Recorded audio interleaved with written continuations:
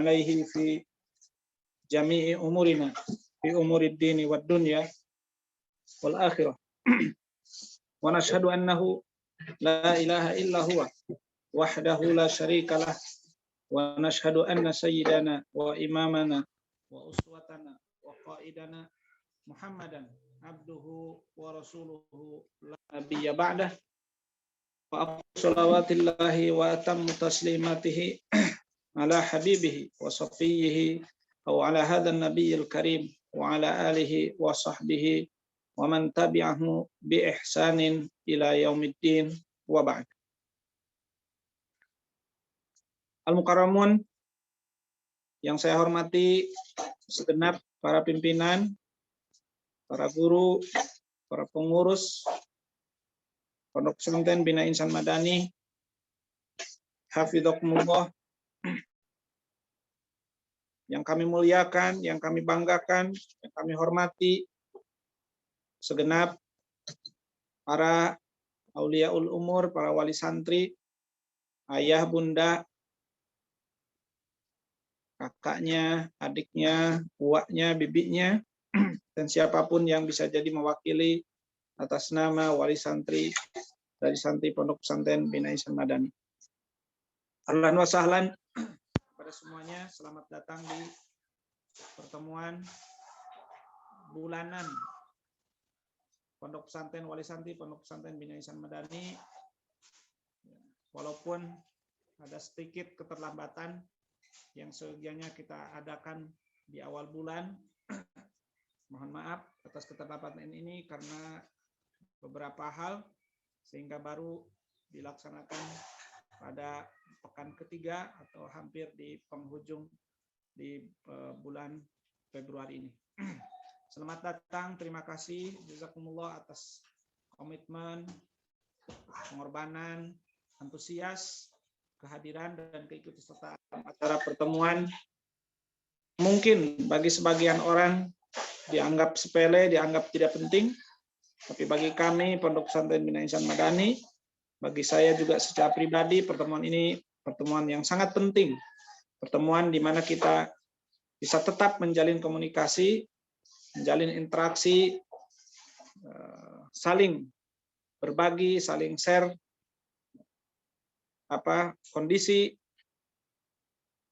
di Pondok Pesantren Bina Insan Madani kepada para wali santri di rumah masing-masing. Yang kedua, ucapan terima kasih kepada para panitia penyelenggara, khususnya Ustadz Mukhlis sebagai PJ, penanggung jawab acara pada pagi hari ini.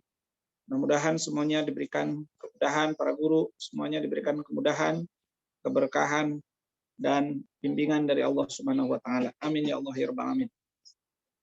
Selanjutnya, yang pertama, saya ingin menyampaikan, di sambutan ini saya ingin menyampaikan yang pertama, ucapan terima kasih kepada Bapak dan Ibu, pada ayah dan bunda, sekaligus juga tentu sebelumnya adalah ucapan syukur kepada Allah Subhanahu wa Ta'ala atas anugerah dan nikmat dari Allah Subhanahu wa Ta'ala yang tak terhingga yang diberikan kepada kita, berbagai nikmat yang terus mengalir kepada kita. Wabil khusus yang ingin saya sebutkan secara spesifik dalam pertemuan ini adalah nikmatnya Allah memberikan kita kesempatan kepada putra-putri kita bisa tinggal di pesantren, bisa belajar dalam keadaan normal seperti biasa dengan pengurangan-pengurangan hanya beberapa menit saja, tidak signifikan. Itu hanya untuk memperhatikan kesehatan dan istirahat mereka. Misalnya, biasanya kita istirahat jam keluar itu jam berapa? Jam kemarin tuh jam 8 misalnya kita masuk, contoh masuk biasanya jam 7.30 di masa PPKM ya sekarang istilahnya, itu kita masuk jam 8. Ya bahkan juga kita beberapa kali misalnya harusnya istirahat juga jam 11, jam 12 dulu ya. Setahun ini kita bahkan lebih nyunnah ya, lebih sesuai dengan ajaran Rasulullah. Kita coba di pesantren dengan cara istirahat di jam 11.20 sehingga ada waktu untuk qailulah. Santri kadang kelelahan belajar, sehingga kita lihat memang terlihat lebih bagus. Dan alhamdulillah sampai hari ini Allah masih bukan hasil kecerdasan, kekuatan kita, Allah masih memberikan perlindungan kepada pesantren kita. Saya perlu sampaikan beberapa pesantren yang dipulangkan, yang berbagai macam ya. Kita berdoa terus, Ibu Bapak, Ayah Bunda terus doakan kami, mudah-mudahan anak-anak kita dilindungi, dan tetap komunikasi dengan tetap saling percaya di antara kita, insya Allah anak-anak dilindungi, dan kita, para gurunya, para ustadznya juga bisa dilindungi oleh Allah Subhanahu wa Ta'ala, sehingga kita akan berjalan insya Allah sampai akhir tahun, sampai bulan Ramadan nanti, sampai ada proses libur akhir bulan. Untuk itu betul-betul mari kita ucapkan alhamdulillahirobbilalamin, merasakan besarnya kenikmatan ini, di mana banyak putra-putri kita ya, kita sangat bersedih ya, baik di sekolah-sekolah negeri, yang di pesantren-pesantren yang tidak bisa masuk, bahkan sekarang kemarin ada fenomena di pesantren yang tidak bisa masuk, itu terjadi masalah yang misalnya tidak jadi pengunduran diri dan sebagainya karena memang online. Nah, ini saya kira betul-betul fenomena yang perlu kita jauhi, perlu kita lindungi, sehingga jika proses belajar ini berjalan, kita saling percaya, kita saling hati-hati, kita saling menjaga, maka insya Allah proses belajar akan berjalan, sehingga tidak terjadi anak-anak ternodai, terracuni dengan dengan gadget, dengan media, dengan handphone, dengan apapun ya, karena memang tidak ada pertemuan dan tidak ada tatap muka di pesantren. Alhamdulillah, sekali lagi alhamdulillah, summa alhamdulillah, hadza min fadlillah. Semua ini adalah anugerah dari Allah. Hadza min fadli rabbina. Semua ini adalah anugerah dari Tuhan kita, Allah Subhanahu wa taala. Liyabluwana anakfuru am nashkur. Allah ingin menguji kita apakah kita bersyukur atau kita tidak, dan lalai tidak bersyukur kepada Allah Subhanahu wa taala. Ucapan terima kasih tentu kepada Bapak Ibu yang dengan mudah memberikan kepercayaan, dengan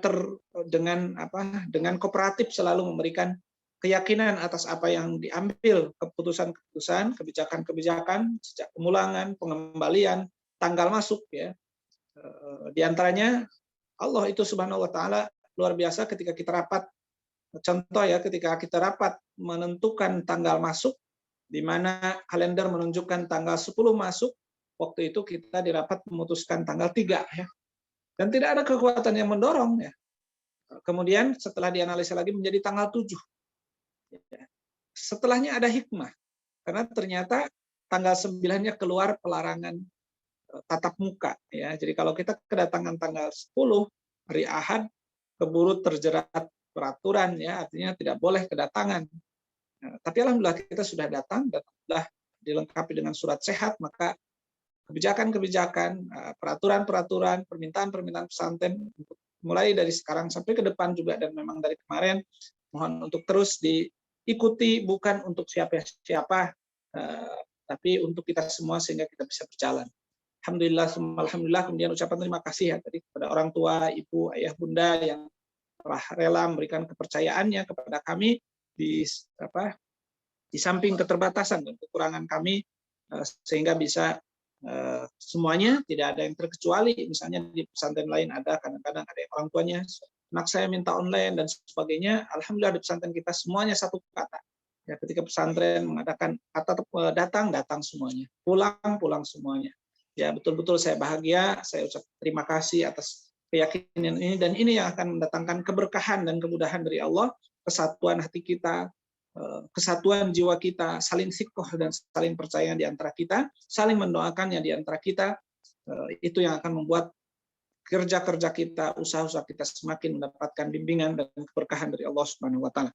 Bapak Ibu yang dirahmati Allah Subhanahu wa taala, sekalikan sambutan saya ingin menyampaikan bahwa kita juga patut bersyukur bahwa saya melihat bahwa di masa seperti saat ini pesantren bisa dikatakan satu-satunya, ya, atau paling tidak menjadi salah satu pilihan yang sangat penting untuk memastikan keamanan anak-anak kita. Walaupun tentu materi selanjutnya bahwa yang terpenting itu adalah orang tua.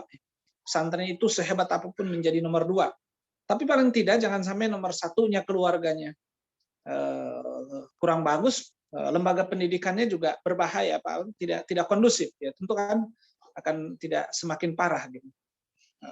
Setelah di keluarganya kondusif, anak-anak tumbuh berkembang dengan baik, orang tidak terjadi konflik keluarga dan seterusnya, orang tuanya menjadi teladan, kemudian masuk ke lingkungan pesantren yang sangat seburuk-buruknya, saya ingin seringkali mengatakan seburuk-buruknya lingkungan pesantren, ada jadwal sholat, ya, ada jadwal zikir, ada jadwal baca Quran, ada latihan tahsin, ada tahfidz, itu target setoran, dan seterusnya. Seburuk-buruknya pun di pesantren insya Allah hal-hal yang darurat seperti itu, hal-hal yang urgen, yang sangat penting dalam hidup seorang muslim, insya Allah terpenuhi. Maka mari kita bersyukur, mari kita merasakan bagaimana tanpa harus menjelekkan yang lain, tapi kita bersyukur atas keberadaan pesantren ini sehingga anak-anak kita bisa terlindungi dari berbagai pengaruh negatif yang kurang-kurangnya kekuatan keluarganya itu tidak sedikit yang kemudian terpengaruh. Ya, karena memang di antara yang dijelaskan oleh Rasulullah SAW, di antara yang sangat berpengaruh terhadap perkembangan manusia adalah lingkungan. Ya, adalah lingkungan. Ada ungkapan peribahasa di bahasa Arab dikatakan al-insanu ibnu bai'atihi. Manusia itu adalah anak lingkungan. Ya. Atau dalam bahasa hadis lain Rasulullah SAW mengatakan latas al-an ahadin. Jangan, atau itu syair ya, jangan kau tanya. Hadis juga ada itu ya, sanada. Jangan kau tanya tentang seseorang. Wasal an qarinihi, tapi tanya saja teman. Ya. Tanya saja orang dekatnya. Tanya saja, lihat saja lingkungan. Sebab seseorang tergantung teman, seseorang tergantung lingkungan. Rasulullah SAW juga bersabda dalam hadis sahih riwayat Imam Muslim, innama mathalul jalis al-hasan, ya, atau masalil jalisi su kamasalil qir. Kata Rasulullah, sesungguhnya perumpamaan teman dan lingkungan yang buruk laksana tukang pandai besi. Ya, kalaupun dia tidak terbakar dengan apinya, maka dia akan terperciki, maka dia akan terkena baunya. Dan perumpamaan teman yang baik laksana tukang jual, punya teman tukang jual minyak. Andaipun kita tidak mampu membelinya, maka kita akan kebagian harumnya. Ya. Jadi lingkungan pesantren ini setidak-tidaknya kalaupun anak kita tidak menjadi ahli hafidz Quran, tidak menjadi ulama yang paham betul agama, tapi paling tidak bau-bau pesantrennya, bau-bau Islamnya, maaf ya, bau-bau ustadznya. Jadi katanya kan lebih baik bau ustadz daripada ustadz bau, gitu ya. Maka insya Allah akan ada. Ya, untuk itu mari kita kuatkan lagi, mari kita semangatkan lagi. Pilihan kita di pesantren adalah pilihan yang sangat tepat.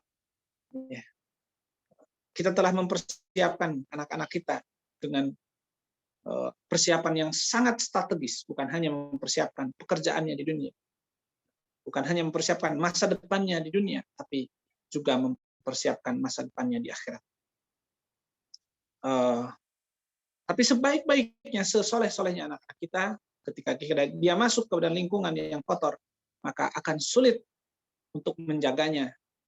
Ya, seperti digambarkan dalam hadis, seorang manusia yang sudah membunuh 100 orang ketika akan bertaubat, ternyata diperintahkan oleh seorang alim saat itu untuk menuju sebuah kampung yang di situ orang-orangnya orang-orang baik, orang-orang yang jauh dari dosa-dosa besar, orang-orang jauh yang dari pelanggaran, penyimpangan akhlak, penyimpangan sosial, penyimpangan agama. Untuk itu, maka pesantren ini salah satu khasnya adalah lingkungan. Maka sering ada yang mengatakan, saya mempesantrenkan anak membayar lingkungan.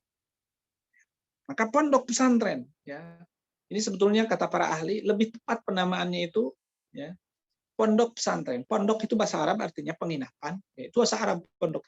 Pesantren itu bahasa Indonesia, bahasa non Arab, ya, itu artinya tempat mondoknya para santri. Dari kata santri, santri artinya yang belajar agama. Ya, pondok pesantren itu artinya bermukim. Ya kalau tidak mukim maka sering dikatakan sama santri kalong. Santri tapi tidak mondok, bukan santri pondok tapi santri kalong. Lingkungan ini 24 jam. Ya, maka ini juga menuntut ya keberadaan kehadiran guru 24 jam. Untuk itu juga sebagai informasi, alhamdulillah pada Jumat kemarin kita telah melakukan peletakan batu pertama untuk pembangunan komplek rumah asatid yang di pesantren kita direncanakan akan ada 4 komplek ya, masing-masing satu kompleknya mungkin sekitar 4-5 unit. Nah, struktur 2 lantai. Jadi kira-kira kalau yang lantai bawahnya saja 4 kali 5 ada sekitar 20 rumah ustadz untuk yang sudah berkeluarga, apalagi ditambah atasnya mungkin sampai 30-40. Ya karena memang desain pesantren ini besar insya Allah, dan kita mohon doanya dalam beberapa tahun ke depan kita akan rencanakan melakukan pembangunan penyelesaian kampus di pondok pesantren ini. Dan sekarang saya memprioritaskan atau kita memprioritaskan pembangunan rumah guru. Kenapa? Karena pesantren itu bukan bangunannya. Pendidikan itu bukan tempatnya. Pembangunan itu bukan fasilitasnya. Pendidikan itu adalah gurunya. Ada murid, ada guru, terjadi pendidikan. Walaupun bisa jadi duduknya di bawah pohon. Duduknya di dalam masjid, tidak di kelas-kelas yang mewah. Duduknya di dalam di gazebo yang terbuka. Dan seterusnya. Maka kita berpikir bahwa guru adalah segala-galanya.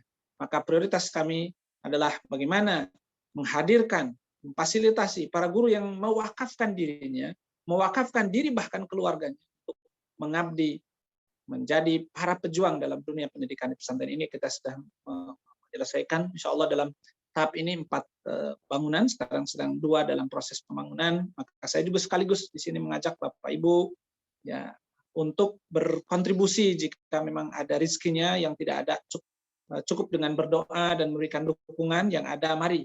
Ya, bukan hanya kita mempesantrenkan anak, bukan hanya kita menyelesaikan tugas kita, tetapi mari kita juga peduli terhadap lembaga-lembaga pendidikan Islam, di antaranya pondok pesantren kita. Di 5 tahun yang akan datang, 10 tahun yang akan datang, kita mengharapkan hadirnya para ustadz, para guru yang full mewakafkan dirinya, dan kita fasilitasi tempat tinggalnya, sehingga pesantren ini semakin lama semakin kuat, semakin banyak gurunya, semakin kuat, semakin hebat insya Allah. Amin ya Allah ya rabbal alamin. Karena memang mukim, pesantren itu khasnya mukim. Jadi bukan istilahnya boarding school. Kalau boarding school itu sekolah yang diasramakan. Tapi ini benar-benar pendidikannya juga beda dengan sekolah. Santrinya juga tinggal di pesantren.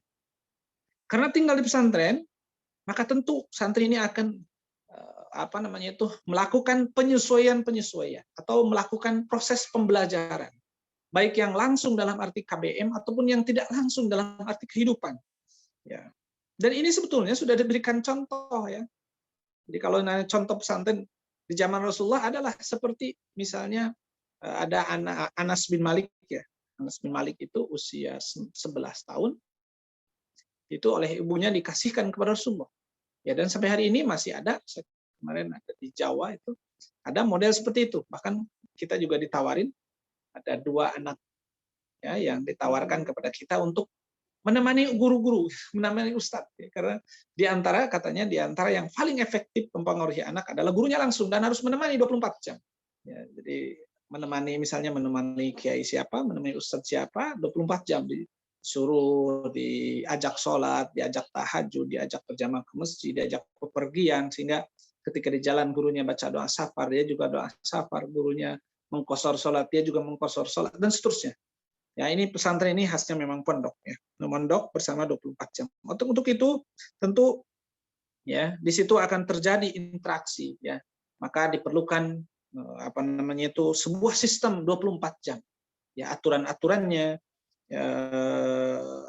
sistemnya, pendidikannya, pelayanannya, semuanya disiapkan dalam bentuk 24 jam. Maka santri, saya melihat yang pertama yang akan menonjol itu adalah ketaatan dan kedisiplinan. Dan ini juga sekaligus saya mohon dukungannya, mohon bantuannya. Karena kalau tidak dibentuk ketaatan dan kedisiplinannya, maka tidak akan bisa berjalan. Untuk itu kita memohon kepada orang tua, ya walaupun mungkin kadang-kadang tanggung jadwalnya dan sebagainya, tapi ketika sudah ada keputusan pulang, keputusan libur, keputusan datang lagi, aturan-aturan yang berkaitan dengan yang harus ditaati oleh para santri mohon tidak disepelekan. Kenapa? Karena memang seperti sepele, misalnya bolehnya pulangnya duhur, kenapa tidak dari pagi saja? Tapi itu memberikan latihan kepada anak bagaimana dia taat terhadap aturan, bagaimana dia tidak bergerak semaunya, ya. Bagaimana dia taat terhadap pimpinan, taat kepada atasan, disiplin, bahkan harusnya datang jam 8, harusnya datang jam 5, jam 5. Dan di sini sangat menentukan terhadap hal ini adalah orang tua. Ya, jadi ketika anak pulang misalnya, ketika putra kita pulang ke rumah, aturan pesantrennya mengatakan pulang misalnya hari Sabtu atau hari Ahad jam 5 paling lambat, jangan sekali-kali katakan kepada anak kita, ada belajarnya juga hari Senin.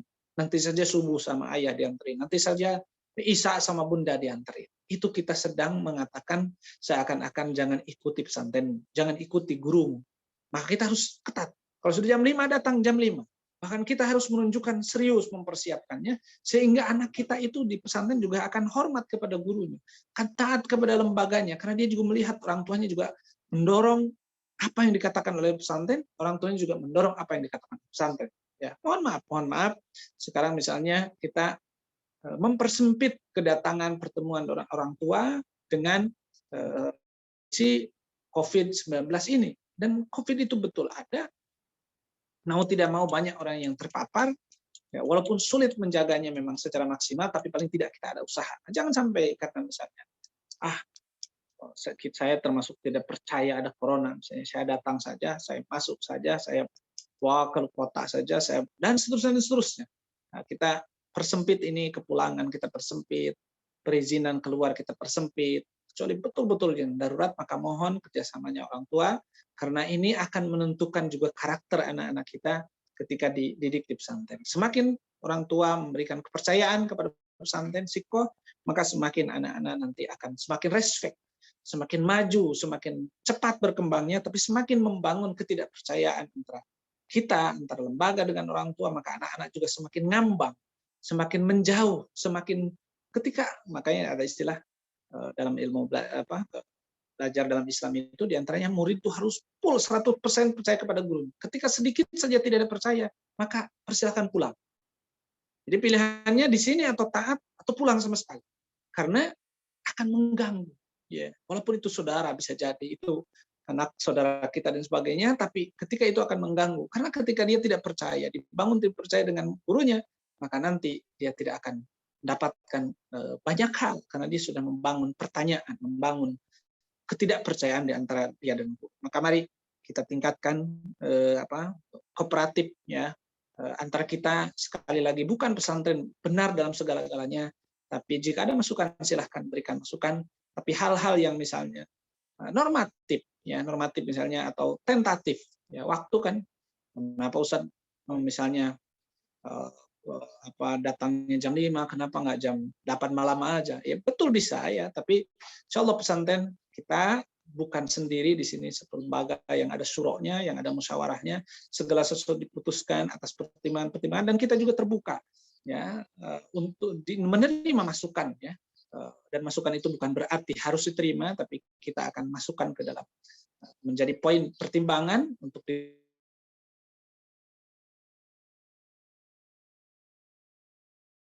kemudian selanjutnya pesantren juga yang terakhir, ya, biar tidak terlalu lama karena kita juga ada agenda. Mudah-mudahan jam 9 kita sudah selesai, ya. Yang terakhir, di pesantren itu akan dibangun sifat kemandirian.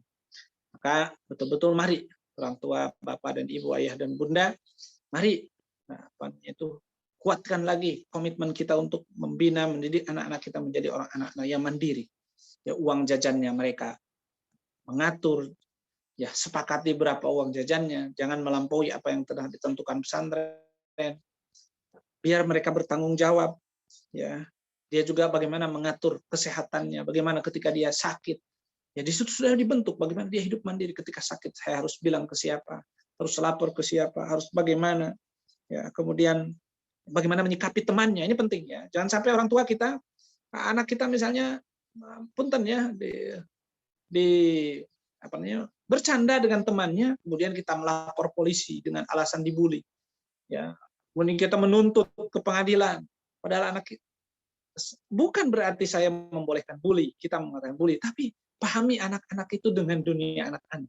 Jangan mudah kita karena kita sayang kepada anak kita, sekedar anak kita ya bercanda, mungkin ada yang ditoel, ada yang dilempar tasbih, ada yang pahami ya, kita tetap berusaha mendekat ke yang sempurna, tapi tentu semua itu ada proses ya, bukan bim salabim untuk membentuk.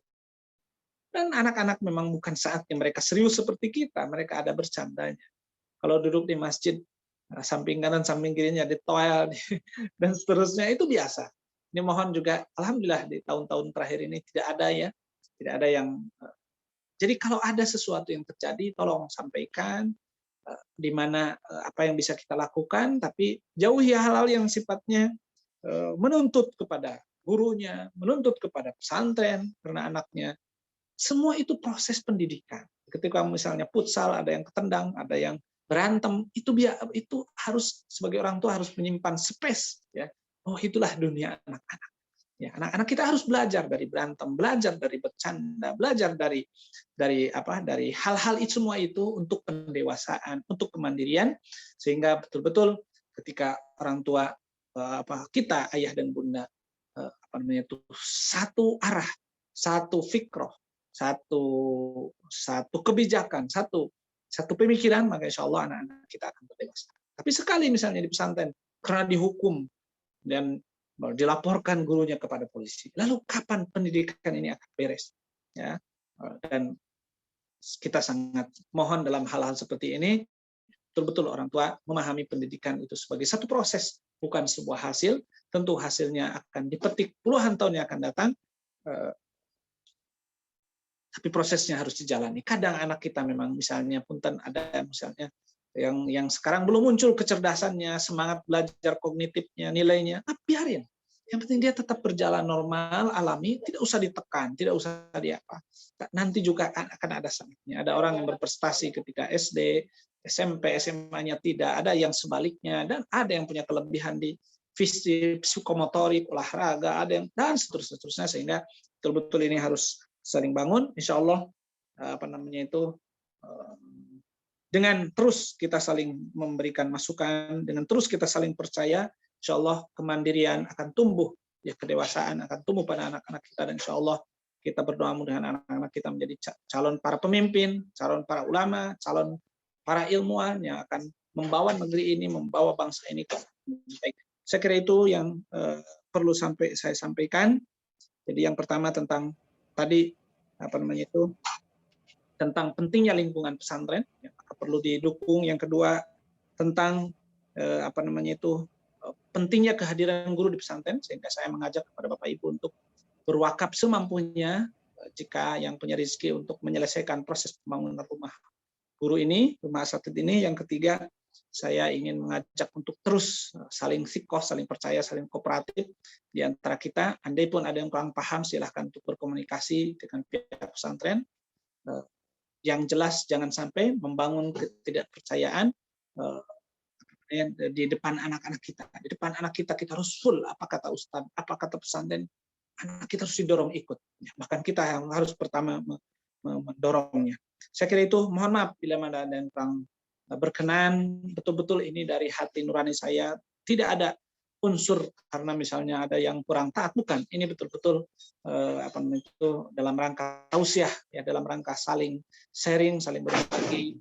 Insya Allah saya lihat di pesantren kita, ayah bunda masih luar biasa memberikan, saya bilang tadi juga, saling percaya, dan hubungan kita tidak seperti hubungan-hubungan di tempat-tempat lain, ya. Santri dengan pesantren itu adalah murid dengan guru, bukan karyawan dengan bosnya, sehingga tidak boleh ada tuntut menuntut, tidak boleh ada ini, tapi semuanya harus terjalin hormat, saling menghormati, mendoakan, saling mendoakan. Saya kira itu. Terima kasih atas antusias semuanya. Insya Allah kita akan komitmen terus melakukan pertemuan-pertemuan semacam ini, sehingga ke depan komunikasi, interaksi antara kita semakin dekat lagi. Terima kasih. Jazakumullah. Assalamualaikum warahmatullahi wabarakatuh. Waalaikumsalam warahmatullahi wabarakatuh. Terima kasih kami ucapkan kepada beliau Ustaz Rahmat Muhammad Soji, LCMA, yang telah menyampaikan kepada kita semua betapa pentingnya lingkungan, baik lingkungan pesantren maupun lingkungan di rumah sekitar. Dan bagaimana proses dalam pendidikan yang tentunya tidak instan dan perlu waktu, entah itu sedikit ataupun banyak. Maka dari itu, karena lingkungan adalah hal yang paling berpengaruh dalam kehidupan manusia, maka kita beranjak ke acara selanjutnya yang membahas tentang bagaimana rumah menjadi madrasah pertama bagi seorang anak yang akan disampaikan oleh beliau Al-Ustadz Haji Cep Badar Aliuddin LC. Dan ini adalah lingkungan yang paling penting bagi anak yang tentunya akan selama-lamanya dan tidak selamanya mereka di lingkungan pesantren. Kepada beliau Ustadz Cep Badar Aliuddin LC, kami persilahkan.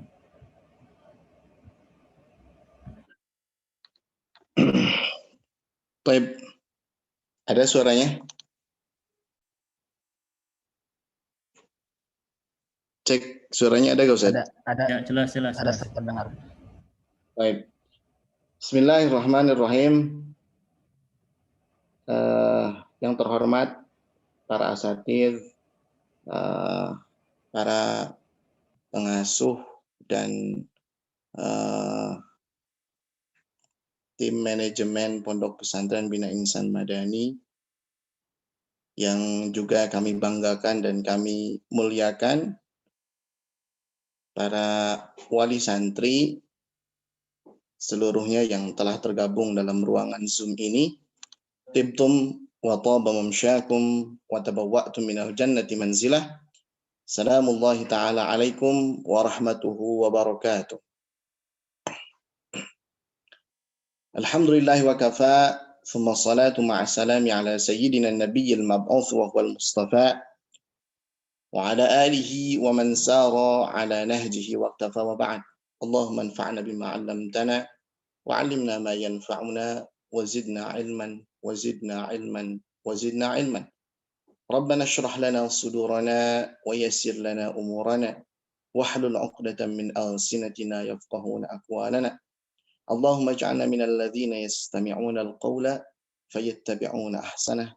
Subhanaka la ilma lana illa ma 'allamtana innaka antal alimul hakim.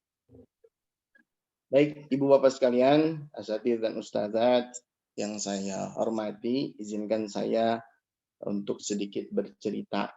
Kalau pesan makna tadi telah disampaikan secara luar biasa oleh guru kita.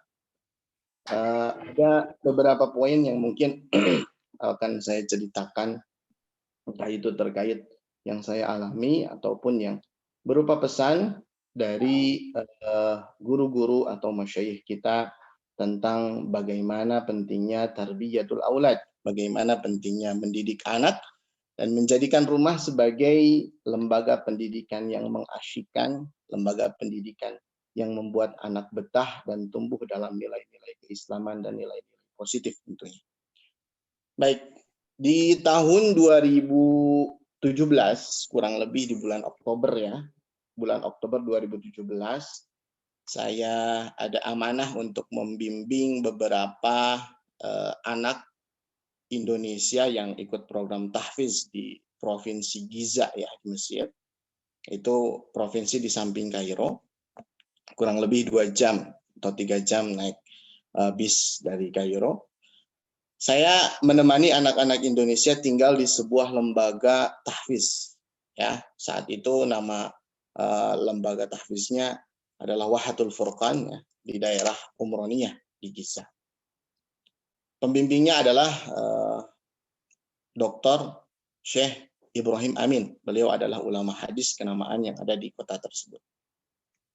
Nah, di situ saya disuguhkan oleh sebuah fakta di mana anak-anak diarahkan untuk menjadi generasi Qur'ani dan generasi Islam yang sangat luar biasa.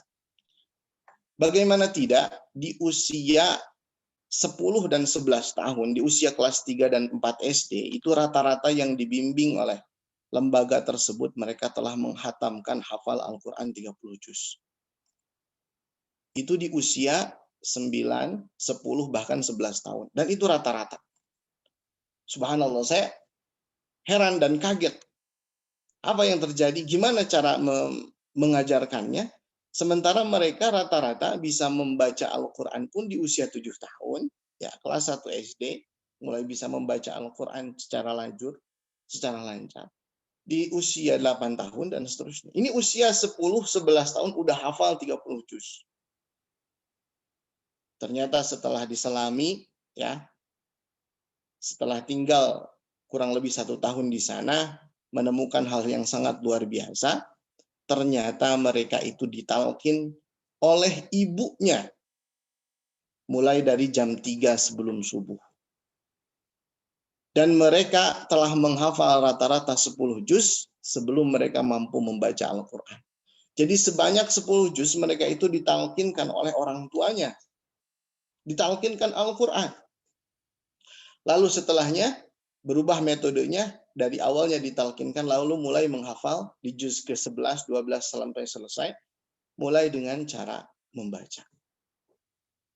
Ini hal yang sangat luar biasa. Jam 3 itu kita baru bangun dari flat tempat di atas rumah kita itu, sudah terdengar sang ibu mengulang-ulang hafalan Al-Quran kepada anaknya. Allazina amanu. Puluhan bahkan ratusan kali. Subhanallah.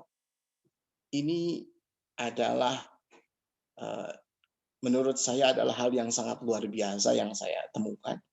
Karena ini yang akan menjadi bekal mereka untuk hidup dan bekal mereka setelah kehidupan dunia, yaitu kematian. Ini satu sisi ya, seperti itu. Kemudian di sisi lain, saya menemukan juga fakta. Di Mesir itu kalau khutbah Jumat, suara khutbahnya itu dinyaringkan keluar speakernya tuh. Jadi antara satu masjid dengan masjid yang lain itu istilahnya itu tarik-tarik gitu. Suaranya itu sangat nyaring. Biasanya kita melihat anak-anak Kristen Kipti yang ada di sana itu main ya, setiap pada sholat, pada sekolah itu mereka main gitu kan di halaman-halaman rumah dan seterusnya. Tapi ketika hari Jumat, anak-anak Kristen Koptik itu nggak ada. Lalu saya bertanya kepada salah seorang senior, Dr. Jamal saat itu, beliau mengatakan, anak Kristen Koptik di Mesir itu setiap hari Jumat mereka dibawa ke kanisah, ke gereja.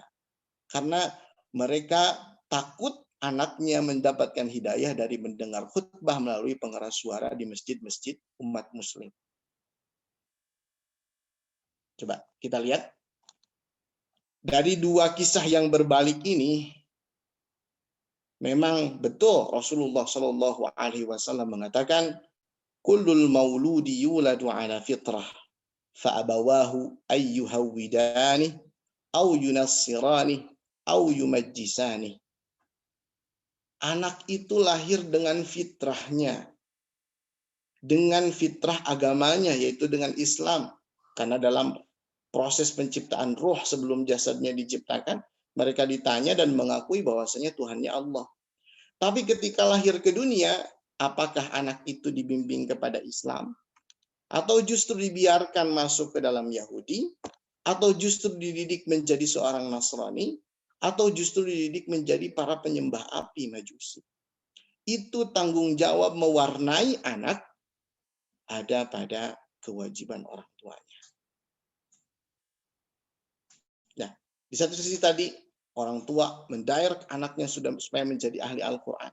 Di sisi lain orang-orang Nasrani berusaha menjaga akidah anaknya supaya mengikuti ajaran bapak ibunya. Nah, ini di sini tugas orang tua sangat penting, sangat menentukan pilihan apa yang akan dipilih oleh anak. Ya, itu dari sebuah kenyataan dari hadis Rasulullah SAW. Kemudian ada sebuah ayat di dalam surat At-Tahrim, Allah berfirman, "Ya ayyuhalladzina amanu qu anfusakum wa ahlikum nara." Wahai orang-orang yang beriman, jagalah diri kalian. Coba perhatikan kalimatnya. jagalah diri kalian dan keluarga kalian dari api neraka. Apakah di ayat itu dikatakan, wahai para guru, jagalah diri kalian dan murid-murid kalian? Tidak. Justru di situ tanggung jawab utama menjaga anak dari api neraka justru yang akan ditanya pertanggungjawabannya atas amanah itu di hadapan Allah adalah orang tuanya. Bagaimana kita mengelola amanah tersebut? Apakah anak-anak kita menjadi sebab masuk kita ke dalam surga? Atau justru anak-anak kita yang menghujat kita di depan pengadilan Allah Subhanahu wa taala dan menjerumuskan ke dalam neraka? Itu tergantung gimana kita mendidik dan mewarnai anak kita. Subhanallah. Ya. Kita punya jabatan penting, harta kita melimpah, relasi kita luar biasa.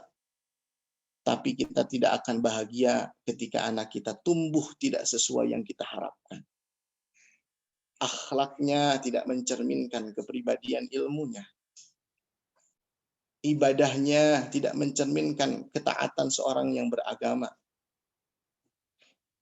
Hal-hal yang negatif yang ada melekat pada anak kita, justru itu merenggut semua kebahagiaan yang kita miliki. Ya. Dan itu dikembalikan kepada bagaimana cara kita mendidik, khususnya bagaimana cara menjadikan rumah kita sebagai sarana pendidikan yang ramah, yang asyik, yang menyenangkan bagi anak-anak kita. Lalu selanjutnya, Allah Subhanahu wa taala mengatakan, bekal yang terbaik bagi hidup di dunia ataupun di akhirat adalah ketakwaan. Nah, fungsi rumah ibu dan ayah khususnya, bagaimana menyampaikan pendidikan ketakwaan ini kepada anak. Ketakwaan ini meliputi pertama keimanan, jelas. Ketaatan tanpa keimanan itu akan sia-sia. Yang kedua adalah ilmu. Membekali pengetahuan, karena beribadah kepada Allah itu tidak bisa dengan modal kebodohan, tetapi harus dengan modal ilmu yang cukup agar ketaatannya sesuai apa yang dituntutkan oleh agama. Kemudian yang ketiga, akhlak. Ini 3 poin yang harus menjadi perhatian para orang tua. Yang pertama, penanaman keimanan. Yang kedua, pendidikan ilmu. Yang ketiga adalah akhlak. Keimanan harus kita sampaikan kepada anak kita, nak, ketika ibu atau bapak jaga toko bagi yang pedagang, nak, ibu dan ayah hanya membuka toko dan menyediakan berbagai kebutuhan yang orang-orang biasa beli, mulai dari sembako dan kebutuhan-kebutuhan lain. Adapun datang atau tidaknya pembeli itu tergantung Allah yang menggerakkan hati. Karena apa? Banyak toko lain yang sama perlengkapannya dengan kita. Tapi kalau Allah menggerakkan hatinya ke kita, maka rezeki itu datang ke kita. Sampaikan. Hantarkan anak kita menuju iman, menuju mengenal Tuhannya. Yang ayah dan ibunya petani, tanamkan ketauhidan kepada anak. Nah, yang hanya bisa ayah lakukan itu hanya mengelola tanah. Setelah itu ayah mencari bibit-bibit yang terpilih. Lalu ayah dan ibu menancapkan. Setelah ditancapkan, kami tidak tahu apakah Allah menghendaki benih tersebut menjadi busuk atau tumbuh. Itu sudah bukan di ranah kami lagi, tapi Allah yang menghendaki. Tanamkan ketauhidan di situ. Bagi orang tuanya yang guru, nak, ibu dan bapak hanya punya titipan sedikit ilmu dari Allah Subhanahu wa taala. Yang memiliki hati anak didik ibu dan ayah hanyalah Allah yang menggenggam mereka. Apakah Allah bukakan untuk menerima ilmu ayah atau Allah tutup justru makin membangkang? Itu tidak dalam ranah kapasitas kami, tapi Allah yang menghendaki. Hantarkan. Ya. Ilmu yang pertama yang harus diketahui oleh seorang hamba adalah ilmu mengenal Tuhannya. Kalau ibu dan bapak telah mengantarkan anak ibu bapak menuju level untuk mengenal Tuhannya, ibu bapak tidak perlu khawatir. Hari ini, besok, atau lusa meninggal, dia akan menjadi pribadi yang mampu menitipkan diri dengan akhlak dan kepribadian positifnya. Ketika mereka telah mengenal Tuhannya, maka mereka akan penuh ketaatan kepada ibu, bapak, dan kepada guru-gurunya. Mengapa demikian? Karena Allah menyuruh mereka supaya taat kepada orang tua. Gak mungkin anak yang kenal Tuhannya melenceng dari perintah orang tuanya selama dalam ketaatan. Tidak mungkin. Ya, jadi hantarkan anak-anak kita yang pertama menuju keimanan, menuju ketauhidan kepada Allah Subhanahu wa taala. Dan ketika ada pertanyaan-pertanyaan ringan yang berkaitan tentang ketuhanan, dijawab dengan sebijak dan sesabar mungkin oleh orang tua. Jangan sampai ada anak yang nanya ke ayahnya, dia dalam proses belajar. Wahai ayah, apa itu Tuhan? Apa itu Allah? Lalu dibentak, itu tidak sopan bertanya seperti itu. Sebagai orang tua, hendaknya menjelaskan bagaimana Allah Subhanahu wa taala sebagai Rabb yang menciptakan dia dan yang menciptakan orang tuanya bermula dari ketiadaan. Itu. Hantarkan menuju keimanan. Selanjutnya, poin kedua yang harus ditanamkan kepada anak kita adalah ilmu dan amal. Ini adalah dua sisi mata uang yang tidak bisa dipisahkan. Ilmu tanpa amal sia-sia. Beramal tanpa dasar ilmu juga sia-sia. Ini harus dibarengkan antara ilmu dan amal. Jadi orang tua harus menjadi seorang guru yang sabar. Segala sesuatu yang baru ditemui oleh anak kita hendaklah diberikan penjelasan. Dijelaskan apa manfaat dari barang tersebut, apa manfaat dari aktivitas tersebut, dan apa madarat dari keduanya. Harus mampu menjelaskan agar ketika sampai dan tumbuh pada tahap mereka memilih, mereka mampu menggunakan ruhnya, mampu menggunakan akal sehatnya, memilih yang terbaik untuk mereka. Seorang ulama mengatakan, ini yang harus kita terima sebagai sebuah fakta. Aktsaru akhta'il abna min jahlil aba. Banyak kesalahan yang terjadi pada anak itu gara-gara orang tuanya. Sebagai contoh simpel seperti ini. Kenapa ibu pernah menemukan anak berantem dengan anak tetangga? Sampai saling pukul, sampai menangis. Kita coba muhasabah diri kita. Bisa jadi dalam kondisi tidak sadar, kita menggunjing aib tetangga kita. Lalu tertanam dalam hati anak kita bahwasanya tetangga kita adalah orang jahat dan anaknya juga harus dimusuhi. Ini ilmu. Ya. Kenapa anak kita pernah berbohong dan berani berbohong kepada kita? Bisa jadi secara tidak sadar kita mengajarkan pernah berbohong di hadapan dia dan kita tidak merasa bersalah atas itu. Kenapa anak ingkar janji terhadap komitmen yang dibangun dengan orang tuanya? Bisa jadi suatu ketika kita pernah berkhianat dan itu disaksikan oleh kedua mata anak kita dan itu tertanam menjadi sebuah karakter. Maka tepat sekali seorang ulama mengatakan akhta'ul abna aktsaru akhta'il abna min jahlil aba. Banyak kesalahan yang dialami pada anak bisa jadi karena kelalaian atau kekhilafan kita sebagai orang tuanya. Ini harus selalu kita sadari. Hati-hati.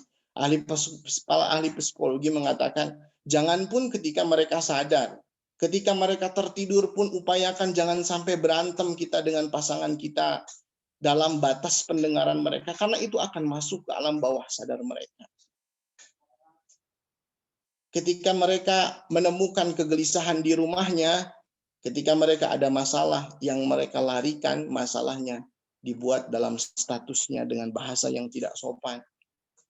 Curhat kepada tempat yang bukan tepat, tempat yang nggak tepat.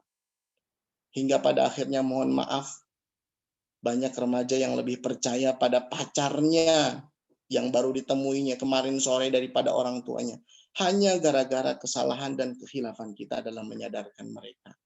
Jangan sampai seperti itu. Semoga Allah menjaga. Yaitu, nomor 2 adalah ilmu. Kemudian yang ketiga adalah akhlak. Jelas, akhlak itu adalah pancaran bukti keimanan dan ilmu seorang hamba. Mempunyai ilmu, tetapi akhlaknya buruk, maka ilmunya sia-sia. Mengaku beriman kepada Allah Subhanahu wa Ta'ala, tapi tidak nampak cahaya iman pada lisannya, tidak nampak cahaya iman pada tangan dan perilakunya, maka itu juga tidak ada maknanya.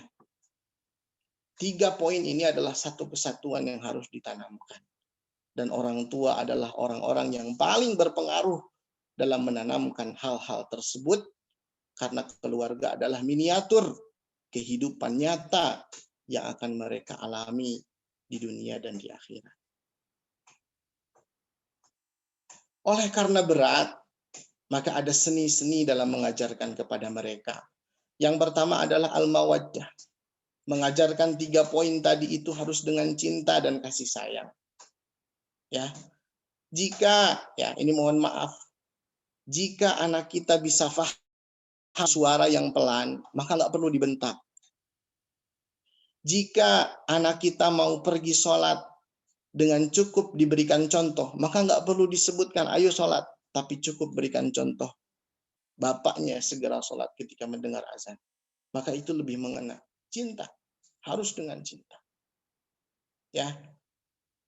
Ketika ada masalah, upayakan di hadapan kita, wajah kita tetap berseri. Karena anak itu suka khawatir jika melihat orang tuanya dalam kondisi terpuruk. Mereka tuh serba salah, Bu, Pak. Mau ngasih nasihat, mau ngehibur, mereka posisinya anak yang jauh pengetahuannya lebih sederhana daripada orang tuanya. Tapi yang anak-anak harapkan, mereka ingin ibu dan ayahnya tetap tersenyum meskipun berbagai kondisi dan keadaannya menghimpit keluarganya. Harus dengan cinta. Ya, harus dengan kasih sayang. Seorang profesor mengatakan, seorang profesor mengatakan, seorang anak yang disusui dengan kasar oleh ibunya, maka dia akan menjadi orang yang berkepribadian kasar dan temperamen. Sebaliknya, seorang anak yang diirdo atau disusui oleh ibunya dengan al-hanan, dengan kasih sayang dan lembut, dia akan tumbuh menjadi pribadi yang penyayang, pribadi yang peduli dan mudah sayang kepada orang lain. Nah, ini sangat berpengaruh. Maka sampaikan poin-poin tadi dengan cinta, dengan ketulusan dan kasih sayang. Selanjutnya, ini juga yang tak kalah penting, upayakan mendidik anak kita dengan keteladanan. Ya, dengan keteladanan. Jika, mohon maaf, jika di keluarga kita masih ada yang merokok, upayakan ya, jangan sampai di hadapan anak kita. Karena yang dipegang ajaran oleh anak kita adalah, oh berarti merokok itu tak apa-apa. Meskipun dia tahu madorotnya, dia tahu efek negatif yang terjadi.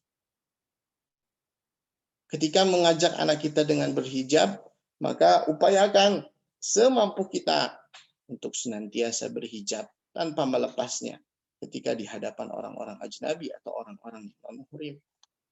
Keteladanan, ya. Keteladanan yang harus dijadikan sebagai salah satu cara menyampaikan 3 poin, yaitu keimanan, ilmu dan amal, dan juga akhlak. Mengajarkan kesederhanaan, mengajarkan percaya diri, mengajarkan tanggung jawab, itu diupayakan mereka menemukannya secara keteladanan dari orang tuanya. Menemukan seorang ayah yang tidak pernah lari dari masalah, itu menumbuhkan sikap yang sangat berpengaruh pada karakter anak untuk menjadi pribadi yang sangat bertanggung jawab. Ketika melihat ibunya sangat tanggung jawab, sangat amanah tentang keluarganya, menjaga kehormatan keluarganya, menjaga aib keluarganya dari bercerita kepada orang lain, maka anak tersebut juga akan menjadi pribadi yang sangat menjaga diri dan menjaga amanahnya. Ini pendidikan dengan keteladanan, dan itu ya ranah terbesar ada pada orang tua, ada pada ayah dan bunda semua. Kita di pesantren terbatas, mungkin hanya 2-3 tahun saja. Tapi selebihnya dan yang lebih banyak dan lebih panjang, waktu tumbuh prosesnya adalah ibu bapak sekalian. Ratib Nabulsi mengatakan, la'ib ibnaka sab'an, wa adibhu sab'an, wa raqibhu sab'an. Ya, ajak mereka bermain di usia 7 tahun pertama, lalu ajarkan mereka ilmu di 7 tahun kedua, lalu awasi mereka di 7 tahun berikutnya. Setelahnya, dia akan menjadi pribadi yang bertanggung jawab ketika kita mampu menanamkan nilai-nilai positif dan nilai-nilai keimanan, akhlak, dan ajaran Islam pada diri mereka. Selanjutnya, karena tanggung jawab ini berat, janji Allah kepada para orang tua yang berhasil mengantarkan anak-anaknya menuju keislaman, menuju surga Allah Subhanahu wa taala, janji Allah, ibu bapak sekalian akan direunikan, akan dikumpulkan kembali dengan mereka nanti di surga, sebagaimana firman Allah di dalam surat At-Tur, walladzina amanu wattaba'athum dzurriyyatuhum biiman. Orang-orang yang beriman, lalu orang-orang yang ditinggalkannya itu anak cucunya juga sangat, mereka juga beriman, alhaqnahum dzurriyyatahum, kami akan pertemukan mereka nanti di surga, wama alatnahum min amalihim min syai', dan kami tidak mengurangi pahala pendidikan orang tua ya. Ketika ibu mendidikan tauhid kepada anaknya, selama anak bertauhid, pahala anak tersebut juga mengalir kepada ibu. Selama ibu mengajarkan puasa, salat, zakat, wajib bagi mereka. Ketika anak-anak ibu menjalaninya, ibu juga kebagian pahalanya. Maka Allah akan reunikan nanti di surga. Mudah-mudahan ya, ini menjadi terrealisasi berkumpulnya kita tak sebatas di dunia, tapi juga berkumpul di dunia dalam bingkai keimanan dan bingkai ketaatan, juga berkumpul kembali setelah kematian, yaitu di surga Allah Subhanahu wa taala dalam suasana yang sangat bahagia, sama-sama dalam liputan nikmat Allah dan bersama-sama bertetangga dengan Rasulullah dan melihat Allahnya Subhanahu wa taala. Mungkin itu yang bisa disampaikan. Kurang lebihnya mohon maaf. Salah dan khilafnya itu karena keterbatasan saya sendiri. Benarnya dari Allah Subhanahu wa taala. Moga ada manfaatnya. Billahi fi sabilil haq. Wal afu minkum. Salamullahi taala alaikum warahmatullahi wabarakatuh. Waalaikumsalam warahmatullahi wabarakatuh.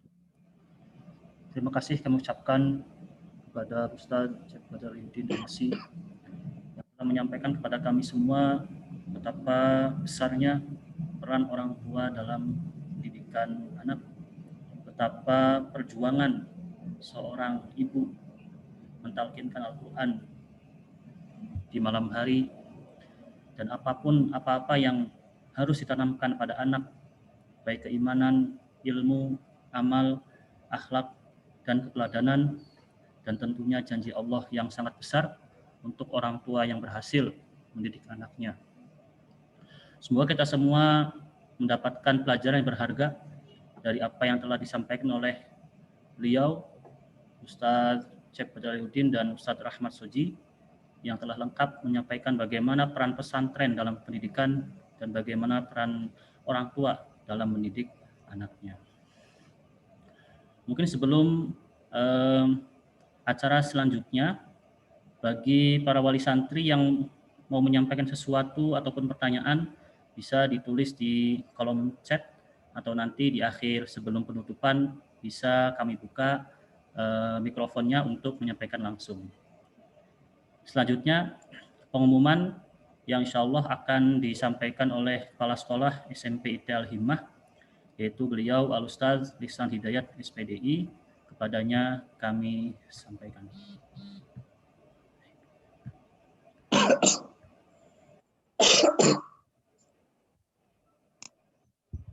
Baik, Ustaz. Suaranya terdengar ya? Baik, jelas Ustaz. Baik, bismillahirrahmanirrahim. Assalamualaikum warahmatullahi wabarakatuh. Waalaikumsalam warahmatullahi wabarakatuh. Alhamdulillahilladzi arsala rasulahu bil huda wa dinil haqq liyudhhirahu 'ala ad-dini kullihi wa kafa billahi syahida. Allahumma ma asbaha bi min ni'matin aw bi ahadin min khalqika faminka wahdaka la syarika lak. Falakal hamdu wa lakal syukr. Amma ba'du. Pertama-tama puji dan syukur mari kita panjatkan kehadirat Allah Subhanahu wa taala yang alhamdulillah pada kesempatan hari ini di tanggal 21 Februari mudah-mudahan kita semuanya ada dalam lindungan Allah Subhanahu wa taala dan senantiasa kita semua dijadikan oleh Allah Subhanahu wa taala sebagai orang-orang yang ahli sujud dan syukur tentang nikmat-nikmat yang telah Allah berikan kepada kita semua. Salawat serta salam semoga tercurahkan kepada junjungan kita Habibana wa Nabiyullah Muhammad sallallahu alaihi wasallam, pada keluarganya, sahabatnya, juga para pengikutnya dan umat-umatnya sampai akhir zaman, dan semoga senantiasa salawat yang sampai kepada kita sekalian. Baik Ibu dan Bapak, orang tua, wali santri yang saya hormati, untuk uraian materi dari semuanya tadi yang disampaikan oleh Ustadz Rahmat sama Ustadz Badar sudah lengkap. Nah, saya hanya ingin menyampaikan ada beberapa pengumuman mengenai tentang kegiatan pelaksanaan pembelajaran di pondok pesantren ataupun sekaligus di sekolah. Nah, yang pertama kami mungkin mohon maaf yang sebesar-besarnya kepada ayah dan ibu semuanya, karena ada beberapa agenda tentang dari ekstrakurikuler yang tidak bisa kami laksanakan pada kegiatan-kegiatan di semester genap ini, baik di semester ganjil pun yang kemarin juga kita dikurangi. Karena ada beberapa himbauan mengenai tentang untuk penyelenggaraan ekstrakurikuler ini, untuk ada PPKM ya, yang untuk pembatasan kegiatan-kegiatan yang berkerumunan seperti itu, sehingga yang seharusnya pada tanggal 20 kemarin dan hari ini itu akan adanya peningkatan jenjang di dalam pramukaan, namun di dalam ekstrakurikuler pramukanya pun juga kami ini tidak optimal, hanya ada materi-materi saja, sehingga ada beberapa yang memang kita tidak bisa terlaksanakan. Namun insya Allah untuk bidang-bidang kepesantrenannya dan bidang kauni pun juga kita insya Allah yang lain-lainnya yang bersifatnya di ruangan, di dalam kelas itu kita terlaksana semua. Cuman ada kegiatan-kegiatan yang ekstrakurikuler yang dilakukan di luar asrama atau ini yang kita tidak terlaksana. Nah, untuk pertama untuk pengumuman untuk kelas 8, ini kelas 8 ini dikarenakan akan adanya AN atau asesmen nasional. Kalau diperkirakan di dalam pengumuman itu diperkirakan yaitu tanggal 15 sampai tanggal 20-an di bulan Maret. Sehingga untuk hari ini kita juga memang lagi mempersiapkan anak-anak untuk mengikuti kegiatan asesmen nasional ini. Nah, kalau di kelas 9 kita ada surat edaran Menteri Pendidikan dan Kebudayaan nomor 1 ya tahun 2021 itu tentang peniadaan ujian nasional. Maka menindaklanjuti dari itu keputusan dari Dinas Kependidikan untuk meniadakan ujian nasional atau ujian kesetaraan di tahun 2021. Oleh karena itu ujian hanya bisa diselenggarakan oleh satuan pendidikan. Dan ini juga ujian satuan pendidikan ini merupakan penilaian hasil belajar oleh satuan pendidikan yang bertujuan untuk menilai pencapaian standar kompetensi lulusan untuk semua mata pelajaran sesuai dengan kurikulum yang memang berlaku. Nah, ini adalah kebijakan-kebijakan ini tentunya semuanya sudah diketahui bahwa dengan adanya pandemi ini, maka 2 tahun mungkin dari tahun kemarin juga tidak ada UN dan tahun ini pun juga masih tidak ada UN. Nah, ini adalah kita untuk sekolah akan menggantinya dengan ujian sekolah. Tentunya untuk ujian sekolah ini adalah untuk menentukan ujian yang diselenggarakan oleh satuan pendidikan ini adalah untuk memenuhi persyaratan-persyaratan. Tentunya persyaratan di sini berada dalam tahun terakhir ini insya Allah untuk bisa penilaian hasil belajar untuk mengikuti kepada jenjang berikutnya, yaitu untuk ke SMA. Sehingga nilai-nilai dari ujian sekolah ini insya Allah kita akan diakui dan akan bisa diterima dengan untuk melakukan ke jenjang berikutnya, baik ke swasta ataupun ke negeri. Karena kita pun panduan-panduan untuk pembelajarannya dan penyetaraan ujiannya insya Allah akan kita mengikuti pelaturan-pelaturan dari kedinasan, sehingga ijazahnya pun juga nanti tetap akan diakui baik dinas ataupun kemana, sekalipun dalam tidak ada UN saja. Nah ini, dan perkiraan untuk UN ini dari surat edaran ini diperkirakan yaitu pada tanggal 21 Maret sampai tanggal 9 April. Sehingga untuk kelas 9 yang pengganti UN itu karena tidak ada UN, di tanggal 21 Maret sampai tanggal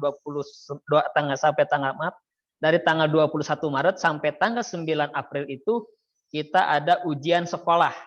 Nah, ujian sekolah itu adalah insya Allah akan meliputi dari ujian sekolahnya dulu.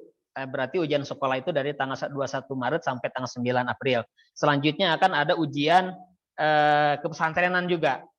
Nah, kalau untuk yang di negeri-negeri atau swasta yang kedinasan yang tidak berbasis atau pesantren, maka di bulan April itu sudah tidak ada lagi pembelajaran secara kedinasan kalau untuk di sekolah umum. Nah, karena di sini adalah pesantren, sehingga dari bulan April tersebut sampai nanti akan ada lagi batasan-batasan ininya, mungkin beberapa bulan itu akan digenjot kepada pembelajaran untuk pembekalan keagamaan, ya, untuk pembekalan keagamaan, sehingga kalaupun dalam kedinasannya di bulan April itu sudah tidak ada lagi pembelajaran secara kedinasan itu untuk kelas 9, untuk kelas 9. Kalaupun untuk kelas 7 dan 8 masih tetap ada pelaksanaan kegiatan sekolah karena memang UKK-nya belum. Kalau di sini kalau kita lihat di kalender untuk UKK untuk kenaikan kelas itu memang kita akan diadakannya di bulan sekitar bulan Mei atau Juni, ya. Kalau di sini ada bulan Juni. Nah, kalau kita lihat juga kalender pendidikan atau kalender Hijriah, maka di tanggal 11 atau tanggal 13 ya ini sudah memasuki bulan Ramadan, sehingga bulan Ramadan. Nah, kalau di sekolah yang lain biasanya kalau yang normal itu ada libur dulu sebelum Ramadan. Nah, kalau di kita dan sekarang juga adalah pandemi, di new normal ini maka tidak ada peliburan sebelum Ramadan, sehingga anak langsung belajar. Itu kemarin dari kita keputusan dari beberapa rapat manajemen bidang pendidikan di pesantren, sehingga kita tidak ada pemulangan atau tidak ada libur gitu ya dari ini sampai nanti mungkin ada batas-batas yang ditentukan. Paling kalau tidak ada, kalau di sini diliburkan hanya nanti menjelang Lebaran aja, yaitu di bulan April Mei ya. Di bulan Mei-nya itu maka kita akan ada baru ada itu 10 hari sebelum Lebaran dan 10 hari setelah Lebaran, atau nanti akan ada kebijakan-kebijakan yang lain dalam pengumuman yang berikutnya akan kita bahas lagi. Nah, oleh karena itu kami inikan kepada Ibu dan Bapak yang hari ini hadir di kelas Zoom ini, mudah-mudahan bisa memperhatikan untuk dorong doanya kepada orang tua bahwa betapa pentingnya adalah peran seorang orang tua atau seorang ibu itu untuk mendidik anak, terutama untuk menyolehkan anak. Karena kami sebagai lembaga itu bisa mendidik, hanya mendidik ya. Hanya mendidik kepada anak-anak, mentransferkan ilmu dan memberikan suri teladan kepada anak-anak. Tentunya yang bisa menyolehkan itu adalah Allah Subhanahu wa taala. Oleh karena itu, doa yang lebih kuat, doa yang lebih akan didengar oleh Allah Subhanahu wa taala ini akan dikabulkan itu adalah doa-doa seorang ibu, doa orang tua. Oleh karena itu, bagi lembaga ketika kita hanya untuk sekedar memintarkan anak ini menjadi orang cerdas, menjadi orang yang pintar, itu lebih mudah dan gampang. Tetapi untuk menjadi anak yang soleh, mendorong untuk menjadi anak yang soleh itu adalah tentunya harus dibarengi dengan gurunya.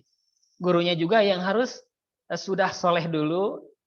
Ketika kita mengajak kepada anak tentunya adalah harus dimulai dari dirinya sendiri. Seorang guru itu harus menjadi teladan, dan ketika nanti pun kalau pulang ke rumah, itu adalah yang akan dilihat teladan itu adalah seorang orang tua. Nah, oleh karena itu, ketika nanti anak-anak ini mau ujian, mau apapun, mohon doanya dari orang tua, anak itu senantiasa bukan hanya sekedar mau ujian saja, tetapi setiap hari, setiap kita ada kesempatan, setiap saat, setiap kita sujud kepada Allah, mintakan doa untuk anaknya yang soleh-soleh. Ibu dan Bapak yang saya hormati, mungkin itu pengumuman-pengumuman tentang pelaksanaan ujian, yaitu insya bahwa akan ada pelaksanaan AN, yaitu asesmen nasional yang diperuntukannya untuk kelas 8. Karena kalau sekarang itu nanti di kelas 9-nya, wallahu alam apakah nanti selanjutnya atau seterusnya tidak akan ada lagi ujian, namun baru hanya tahun-tahun ini adalah tidak akan ada ujian. Nah, kalau sudah ada AN nanti di kelas 8-nya, kita kalau kelas 9 sekarang itu AN juga tidak ikut, dan ujian nasional tidak ikut, jadi penggantinya adalah ujian sekolah, dan nanti ujian sekolah, insya Allah kami pun juga akan menganalisis butir-butir soal untuk ujian ini, disesuaikan dengan apa yang diharapkan untuk mengevaluasi kriteria-kriteria kelulusannya atau kompetensi kelulusannya seperti apa. Insya Allah mudah-mudahan kita akan memberikan yang terbaik dari lembaga kami ini, insya Allah berusaha untuk yang terbaik. Mungkin itu Bapak dan Ibu yang saya hormati dan saya banggakan, dan terima kasih atas perhatiannya dari semuanya. Mungkin itu yang saya sampaikan. Billahi taufiq. Assalamualaikum warahmatullahi wabarakatuh. Waalaikumsalam warahmatullahi wabarakatuh. Terima kasih kami ucapkan pada Ustaz Ihsan Hidayat yang sudah menyampaikan kepada kita semua bagaimana kondisi pendidikan selama PPKM atau new normal ini, yang mana pendidikan tetap berjalan walaupun ada beberapa yang tidak dijalankan seperti eskul karena memang kondisi, dan juga telah menyampaikan kapan akan dilaksanakan asesmen untuk kelas 8 yaitu pertengahan Maret, dan untuk kelas 9 UN ditiadakan dan diganti dengan ujian sekolah. Dan juga pengumuman libur insya Allah akan disusul nanti ketika sudah mendekati waktunya, dan biasanya memang kira-kira 10 hari atau 1 minggu sebelum hari raya. Jadi sebelum Ramadan tidak ada libur. Baik, Bapak Ibu wali santri yang dirahmati Allah, sebelum kita akhiri, silahkan bagi Bapak Ibu yang ingin menyampaikan sesuatu ataupun ingin bertanya, boleh langsung dibuka mic-nya atau tulis langsung di kolom chat.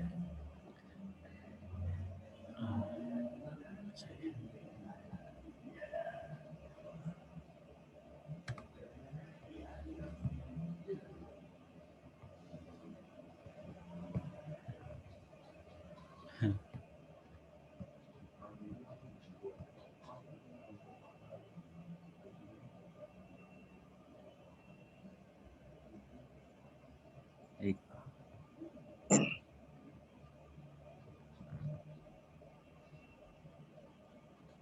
Ada permintaan diminta untuk kesimpulan dari semua yang sudah disampaikan untuk diumumkan ke forum wali santri. Baik, insya Allah nanti ini juga kita rekam, akan kita share semuanya via YouTube insya Allah, dan poin-poinnya akan kita catat. Ya, pasti sinyalnya pasti kurang bagus ya, kadang putus-putus.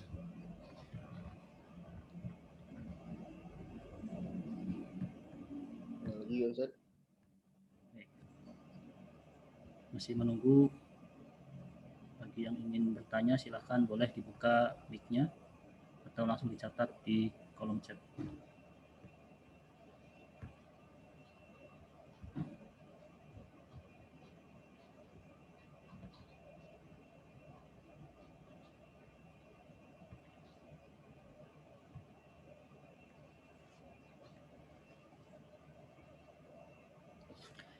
Insya Allah untuk laporan bulanan seperti bulan-bulan sebelumnya, insya Allah akan di-share melalui WhatsApp setelah agenda selesai ya. Nanti setelah ini kita ada agenda, paling insya Allah paling telat 1 hari setelah ini. Tapi insya Allah secepatnya akan di-share. Silakan boleh dibuka mute-nya bagi yang ingin menyampaikan langsung.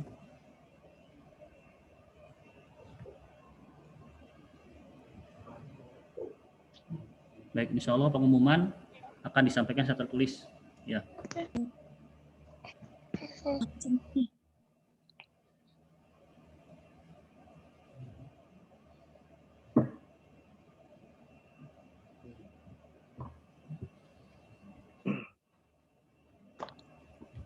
Kalau memang nggak ada, Ustaz, dicukupkan aja. Udah Baik. setengah 10. Kita tunggu ya. Baik. Baik, Bapak Ibu wali santri yang kita hormati. Ini ada nih dari Bunda Yasmin. Yasmin. Baik. Mohon untuk ada komunikasi sama wali santrinya. Karena kita belum bisa jenguk pondok karena kondisi juga ya. Baik, nanti kita sampaikan dulu ya.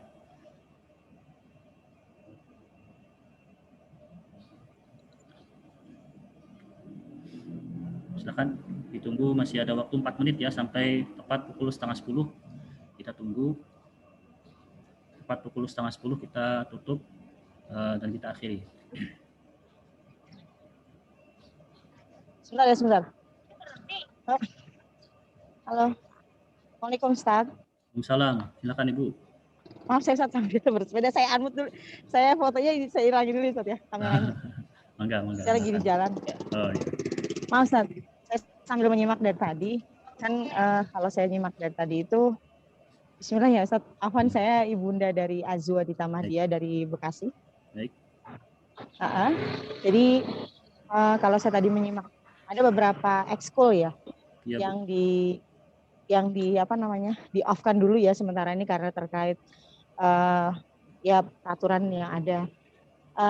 Yang ingin saya usulkan Ustaz, ketika mereka ini sedang tidak ada ekskul dan ada pengurangan jam pelajaran, apakah mungkin melihat perkembangan yang ada ya di luar sana, ketika anak-anak ini memiliki skill tambahan terkait bahasa, mungkin bisa terkait bahasa Inggris misalnya gitu, karena saya lihat bahasa Arab luar biasa anak-anak ini kalau mereka sedang di liburan di rumah itu komunikasi mereka tuh bisa dengan bahasa Arab gitu. Karena Azwa juga sama sepupunya yang pesantren juga mereka udah terbiasa dengan bicara dengan bahasa Arab, dan saya lihat subhanallah ya, barakallah untuk para asatis dan asatizah di Ponpes Bina Insan Madani. Tapi alhamdulillah dengan itu saya melihat bahwa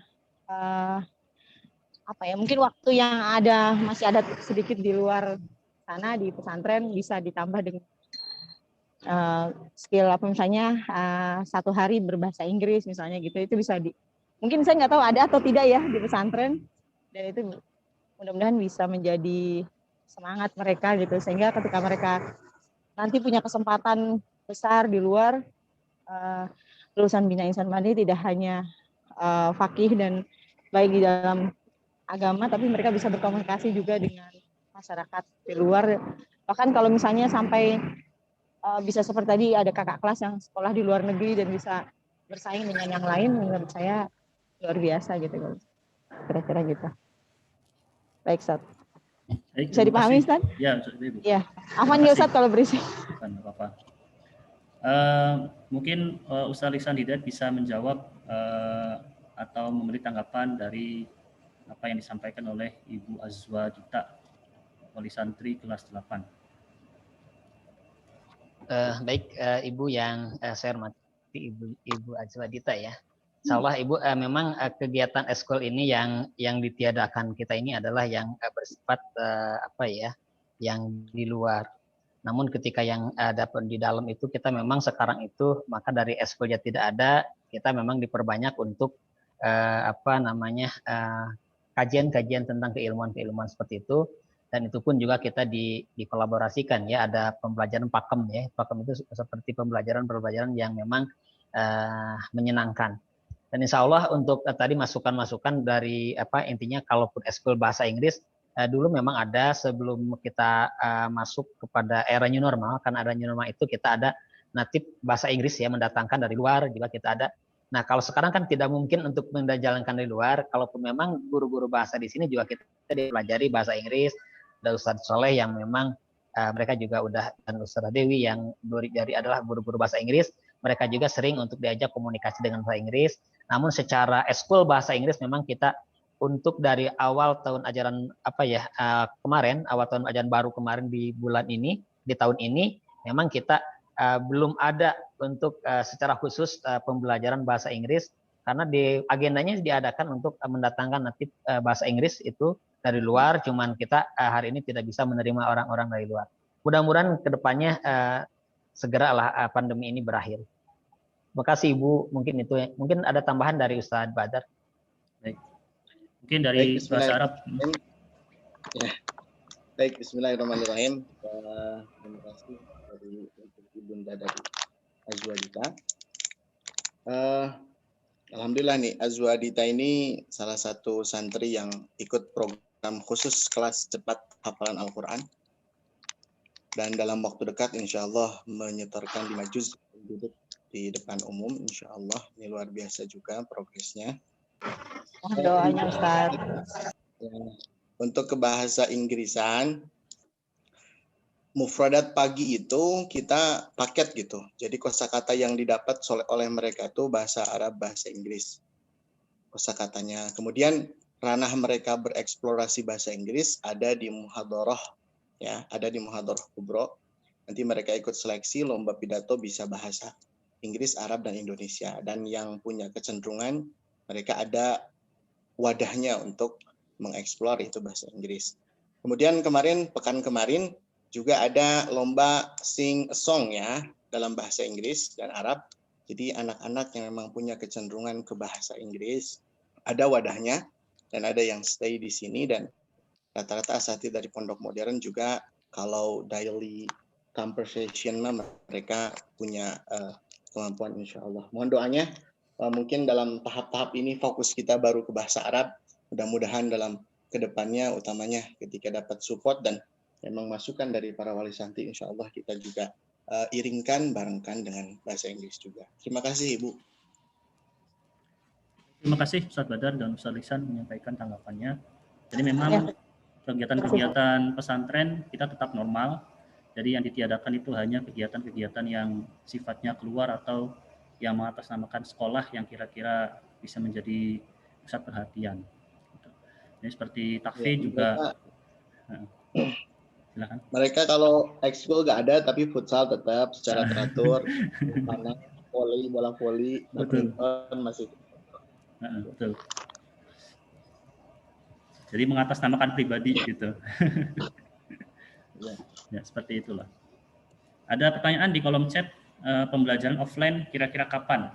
Pembelajaran santri offline sudah mulai pertama kali masuk, hanya saja beberapa minggu kita belajar tapi tidak di kelas. Ya, entah di koridor, entah di gazebo, entah di mana, dan tinggal pakai seragam. Seperti itu. Jadi sebenarnya sampai sekarang pun sudah offline, belajar langsung, tatap muka, tetap belajar. Cuman seperti itu. Ya, baru mulai pakai seragam dan di kelas baru kemarin tanggal 9, kalau nggak salah tanggal 9 Februari. Kita baru normal masuk ke kelas. Seperti itu. Silakan Bapak Ibu yang masih ada pertanyaan lagi. Sudah lebih dari 9:30 ya. Satu pertanyaan lagi mungkin terakhir.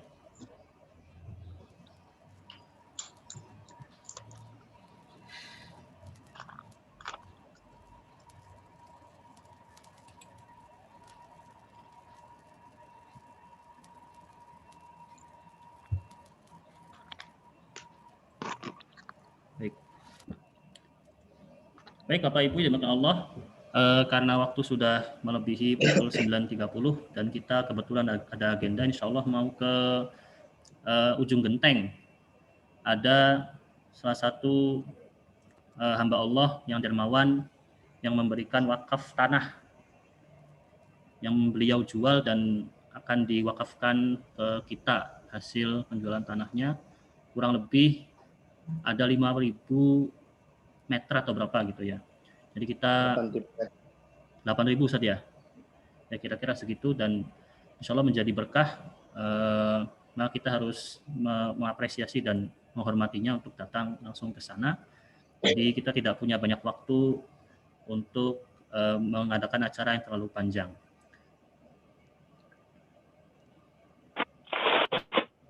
Baik, untuk ada satu permintaan lagi. Mohon informasi melalui format tentang program kegiatan santri selama semester 2 ini. Ya, insya Allah di format ini, di format laporan bulanan, di situ ada kegiatan-kegiatan yang kita laksanakan selama 1 semester ini. Nanti bisa dibaca Bu ya, Pak ya. Kita share paling lambat 1 hari setelah acara ini, insya Allah. Baik, jazakumullah. Mari kita tutup pertemuan Zoom kita pada siang hari ini. Kita sama-sama membaca istighfar 3 kali dan membaca doa kafaratul majelis. Astaghfirullahaladzim, astaghfirullahaladzim, astaghfirullahaladzim. Subhanakallahumma wa bihamdika asyhadu an la ilaha illa anta astaghfiruka wa atubu ilaik. Mohon maaf atas segala kesalahan. Kami tutup. Assalamualaikum warahmatullahi wabarakatuh. Waalaikumsalam warahmatullahi wabarakatuh. Waalaikumsalam.